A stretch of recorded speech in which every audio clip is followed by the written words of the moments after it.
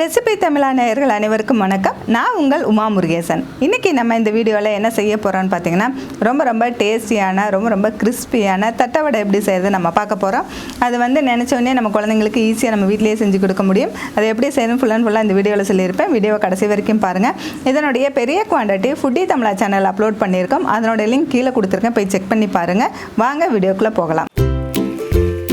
வீட்டு முறையில் தயாரிக்கப்பட்ட அனைத்து மசாலா பொருட்களும் ஃபுட்டி தமிழா சேனல் மூலமாக நானே என் கைப்பட வறுத்து தரமாகவும் சுவையாகவும் நான் கொடுத்துட்ருக்கிறேன்.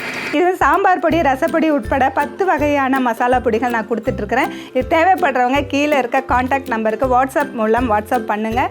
ஆல் ஓவர் இந்தியா நம்ம கொரியர் மூலமாக அனுப்பி வைக்க முடியும். தட்டுவடை செய்ய தேவையான பொருட்கள்: 1 கப் பச்சரிசி மாவு, 2 ஸ்பூன் வெள்ளை உளுந்து மாவு, 2 ஸ்பூன் ஊற வைத்த கடலைப்பருப்பு, 1/2 ஸ்பூன் வரமிளகாத்தூள், 1/2 ஸ்பூன் பெருங்காயத்தூள், தேவையான அளவு உப்பு. இப்போ நம்ம 1 கப் பச்சரிசி மாவு எடுத்திருக்கோம். இது வந்து பதப்படுத்தின மாவு தான் எடுத்திருக்கோம். பதப்படுத்துகிற மாவுன்னு பார்த்தீங்கன்னா கடையில் வாங்கின மாவாக இருந்ததுன்னா நல்லா வறுத்துட்டு ஜலிச்சு எடுத்து வச்சுக்கலாம். நம்ம பதப்படுத்தின மாவு எப்படி செய்யறதுங்கிறது ஃபுட்டி தமிழா சேனலில் வீடியோ போட்டிருக்கோம். அதனோட லிங்க் கீழே கொடுக்குறேன், போய் செக் பண்ணி பாருங்கள். அந்த முறையில் பதப்படுத்தி எடுத்த மாவு தான் நம்ம இப்போ எடுத்திருக்கோம். இப்போ நம்ம தட்டுவடை செய்கிறதுக்கு மாவு பிசைஞ்சிக்கலாம்.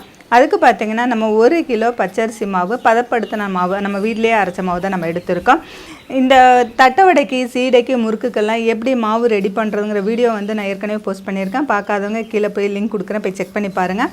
அந்த முறையில் பதப்படுத்தின மாவு தான் நான் வந்து 1 கிலோ எடுத்திருக்கேன். அது கூட பார்த்திங்கன்னா வெள்ளை உளுந்து வறுத்து பொன்னிறமாக வறுத்துட்டு நம்ம மிக்ஸி ஜாரில் போட்டு அரைச்சி அந்த மாவை வந்து ஜலிச்சுட்டு அதில் 2 ஸ்பூன் எடுத்துக்கலாம். ஊற வச்சு நம்ம எடுத்த கடலைப்பருப்பு, அது கூட பார்த்திங்கன்னா எடுத்து வச்சுருக்க வரமிளகாத்தூள், அடுத்தது எடுத்து வச்சுருக்க பெருங்காயத்தூள் சேர்த்துக்கலாம். அடுத்தது எடுத்து வச்சுருக்க வெண்ணெயை சேர்த்துக்கலாம். அடுத்தது பொடியாக கட் பண்ண கருவேப்பிலை சேர்த்துக்கலாம். அடுத்தது தேவையான அளவு உப்பு சேர்த்துக்கலாம்.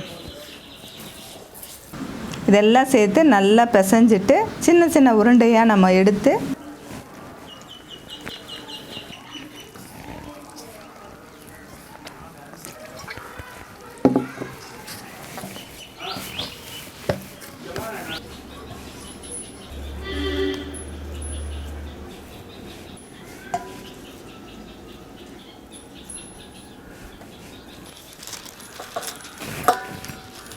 நம்ம இந்த மாதிரி ஒரு கவர் மாதிரி ஒரு பாலித்தீன் கவரோ இல்லை உங்கள்கிட்ட என்ன இருந்தாலும் சரி, இந்த மாதிரி சில்வர் பாயில் கவர் இருந்தாலும் சரி எடுத்து வச்சு அதில் ஒவ்வொரு உருண்டையாக வச்சு இந்த மாதிரி மேலே ஒரு கப்பு வச்சு அமுத்துனீங்கன்னா நல்லா சமமாக வந்துடும். அதை வந்துட்டு இந்த மாதிரி ஒரு காட்டன் துணி விரித்து அதில் வந்து ஒன்றா நீங்கள் போட்டு வச்சுருங்க.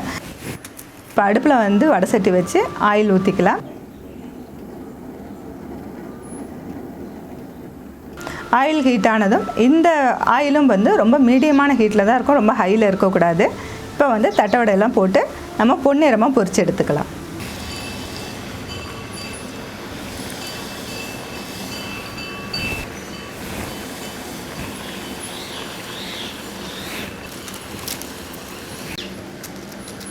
இப்போ வந்து தட்டவடையெல்லாம் போட்டாச்சு. இதை திருப்பி போட்டுக்கோங்க. திருப்பி போட்டுட்டு கரெக்டான பதத்துக்கு நம்ம எடுத்துக்கலாம். ரொம்ப வந்து ஆயில் சூடாக இருந்துச்சுன்னா சீக்கிரமாக வந்து மேலே செவந்துடும், உள்ளே வந்து வேகாமல் கிறிஸ்பாக இல்லாமல் இருக்கும். அதே போல் எண்ணெய் வந்து ஹீட் ஆகாமல் இருந்துச்சுன்னா கடுகடுன்னு ஆயிரும்.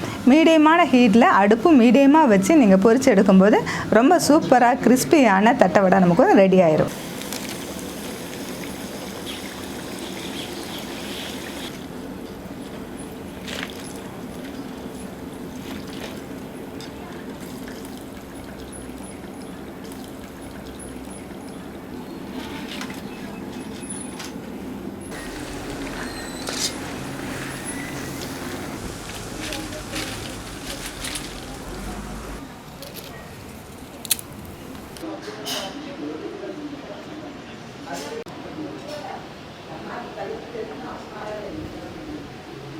இப்போ வந்து தட்டவடையெல்லாம் பொரிச்சு எடுத்தாச்சு.